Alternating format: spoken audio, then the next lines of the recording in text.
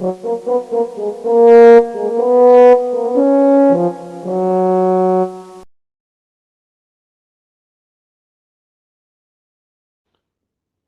మన ఎక్స్చేంజ్లో sun rise coin ఒకటి trade అవుతుంది.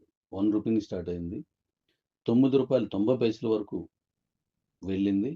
మళ్ళీ ఈ 1 రూపీ కొనుక్కున్నోళ్ళు 1,00,000 వరకు కొనుక్కోవచ్చు కాబట్టి ఆళ్ళు కొనుక్కున్నందుకు అమ్మకాలు స్టార్ట్ చేశారు. ఇప్పుడు అది ₹4.80 ఎంతో ఉంది సుమారుగాను. అది ట్రేడ్ అవుతుంది. అంటే అన్ని కాయిన్స్ లాగే పెరగడం, తరగడం అనేది మన చేతుల్లో కాదు. కాబట్టి మన ఎక్స్చేంజ్‌లో ఇప్పుడు రెండో కాయిన్ వచ్చింది. యూసీసీ మన సొంత కాయిన్. ఇప్పుడు సన్ రైజ్ బయటది. అలాగే నాకు మరొక 20 మంది అప్రోచ్‌లో ఉన్నారు సుమారుగా. వాళ్ళు మా కాయిన్ పెట్టండి అని అడుగుతున్నారు. కొన్ని కాయిన్స్ వేరే ఎక్స్చేంజ్‌లో ఉన్నాయి. కొన్ని కాయిన్స్ కొత్త కాయిన్స్ కూడా ఉన్నాయి. మన కండిషన్స్ కరెక్ట్‌గా రీచ్ అయిన ఉన్న వాటిల్ని మనం పెడతాం. అయితే ఆ కాయిన్స్ అన్నీ కొనండి, కొనొద్దు అనేది ఏం కాదు. మీకు నచ్చితే కొనుక్కోవచ్చు, నచ్చకపోతే కొనొద్దు. మీ ఇష్టం అన్నమాట. ఇప్పుడు బైనాన్స్ లాంటి సంస్థలో కొన్ని వేల కాయిన్స్ ఉంటాయి. బిట్‌మార్ట్‌లో కొన్ని వందల కాయిన్స్ ఉంటాయి. లేదా వేలుంటాయి. అవన్నీ మనం కొనం. మనకి ఏది నచ్చితే అది కొనుక్కుంటాం. మన ఎక్స్చేంజ్ కూడా అలాంటిదే. ఎన్ని కాయిన్స్ అయినా వస్తూ ఉంటాయి. ఆ వచ్చిన కాయిన్స్ అన్నీ మనకు తెలుస్తూ ఉంటాయి. అందులో మనకు నచ్చింది కొనుక్కుంటారు. ఆ ప్యాటర్న్ నచ్చితే కొనుక్కుంటారు. నచ్చకపోతే కొనుక్కోరు. ఇప్పుడు ఈ సన్ రైజ్ కాయిన్ కూడా వైట్ పేపర్‌ని నేను బుధవారం నాడు పంపిస్తాను. అంటే ఇచ్చేసారు. దాని మీద హెడ్డింగ్ మార్చమని చెప్పాను. అందుకని ఎల్లుండి పంపిస్తానన్నమాట. ఆ సన్ రైజ్ కాయిన్ తాలూకా వైట్ పేపర్‌ని.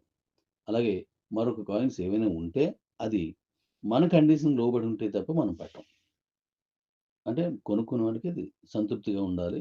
మన సంస్థ ఏదైతే కండిషన్స్‌తో పాటు మిగతా వివరాలన్నీ అడిగిందో అయి కూడా ఇవ్వాలి. అది అలాంటి కాయిన్స్ తీసుకొచ్చి పెడతాను. అలాగే దీని రేటు పెరుగుదల, తరుగుదల అనేది మనకు సంబంధం లేదు. ముఖ్యంగా నాకు సంబంధం లేదు. ఏ కాయిన్ అయినా సరే. ఉదాహరణకి ఇప్పుడు మన గోల్డ్ ఉంది. అంటే బంగారం 2,00,000 వెళ్ళిపోయింది ఇవాళ. మన గోల్డ్ ట్రేడింగ్ కాదు. రియల్‌గా ఇప్పుడు పైనున్న షాపులో ఉన్న గోల్డ్. ఆ గోల్డ్ ఎంతుంది? 2,00,000 పైన వెళ్ళింది. ఆ పెంచడానికి కారణం కూడా కస్టమర్ కాదు. రేపు భవిష్యత్తులో అది 1,00,000కి పడిపోయిందనుకో ఎగ్జాంపుల్ చెప్తున్నాను. మరి 2,00,000 కొన్నోళ్ళు, 2,00,000 పైన కొన్నోళ్ళు రూ. 1,00,000 అమ్ముకోవడానికి నష్టమే గదా! దానికి కారణం ఎవ్వరు కాదు. అక్కడున్న రేటుకి కొంటారు. పెరగొచ్చు, తరగొచ్చు. లేదు 3,00,000కి వెళ్ళిపోయిందనుకోండి తులం. దానికి ఎవరు సంబంధం కాదు.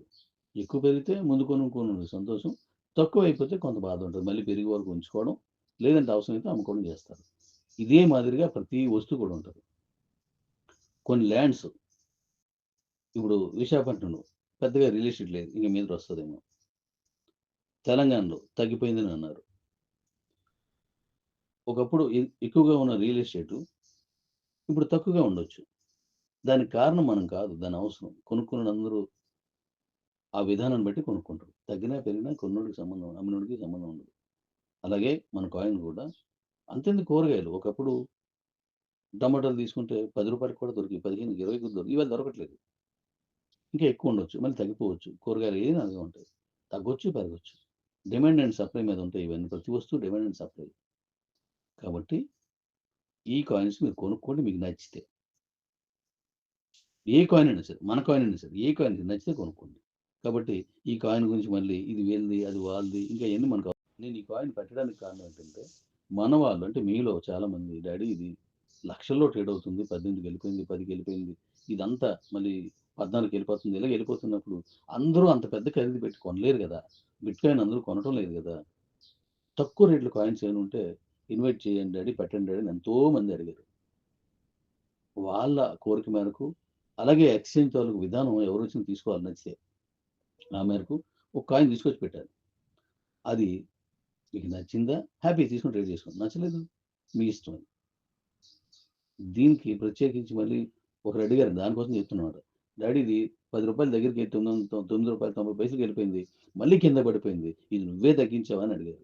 నేనేం తగ్గిస్తాను? దానికి అర్థం ఉండాలి గదా! రూ. 1 రూపీకి 1,00,000 కాయిన్స్ కొనుక్కున్నాడు. మరి ఆడు రూ. 10కి వెళ్ళిపోయినప్పుడు ఆడు తక్కువకి అమ్ముతాడు. ఆడి కాయిన్స్ పోవాలని. ఆడి కిందన ఇంకోటి పెడతాడు. ఆడి కింద ఇంకోటి పెడతాడు. కాయిన్స్ అమ్మేసుకోవాలని పెడతాడు. ఈరోజు రూ. 4, రూ. 5 మధ్యలో ట్రేడ్ అవుతుంది. పైన కూడా ట్రేడ్ అవుతుంది. మరి రూపాయికి వెళ్ళిపోవాలి కదా! ఒక్క రూపాయికి కొన్నాడు కాబట్టి రూపాయికి వెళ్ళిపోవాలి కదా! అలా ఉండదు. వాళ్ళ అవసరాన్ని బట్టి వాళ్ళు అమ్ముకుంటారు. అంతేగాని ఈ కాయిన్ ఇలాగా అలాగా అనేటువంటి ఏవి బయటికి మీరు మాట్లాడాల్సిన అవసరం ఉండకపోవచ్చు బహుశా. మీకు నచ్చితే తీసుకుంటారు, లేకపోతే తీసుకోరు. ఈ మన క్యూసీసీ కాయిన్ ఇప్పుడు మనది అది కూడా 18కి వెళ్ళింది, ఈరోజు 2 లక్షలకి వచ్చింది. రేపు మళ్ళీ యూటిలిటీ స్టార్ట్ చేస్తున్నాం, మళ్ళీ పెరగవచ్చు దానికి. కాబట్టి ఈ విషయం మీద క్లారిటీగా ఉండండి. శుక్రవారం మళ్ళీ మనం జూమ్ చేసుకుందాం. ఇప్పుడు ఎవరి పనులు వాళ్ళు చేసుకుంటూ వెళ్ళిపోదాం. నా పని నేను చేసుకుంటూ వెళ్ళిపోతున్నాను. మళ్ళీ పునర్వైభవం మన కాయిన్కి, మన కంపెనీకి ఉంది. కాబట్టి గతంలో ఎవరైతే దూరం అయ్యారో వాళ్ళందరూ ఇన్వైట్ చేస్తున్నాను, అందరూ రావాల్సిందిగా కోరుతున్నాను. మళ్ళీ నీ కిబో నిన్ను పిలుస్తోందిరా, నీ మాతృ సంస్థ పిలుస్తోందిరా అని నేను ఇన్వైట్ చేస్తున్నాను. మన సంస్థ పిలుస్తుందిరా, ఎందుకంటే నీ సంస్థ ఇది. కొత్త వాళ్ళు దా, మా సంస్థ చాలా పెద్దది, మీరు రండి, ఇన్వైట్ చేస్తున్నాం. Thank you.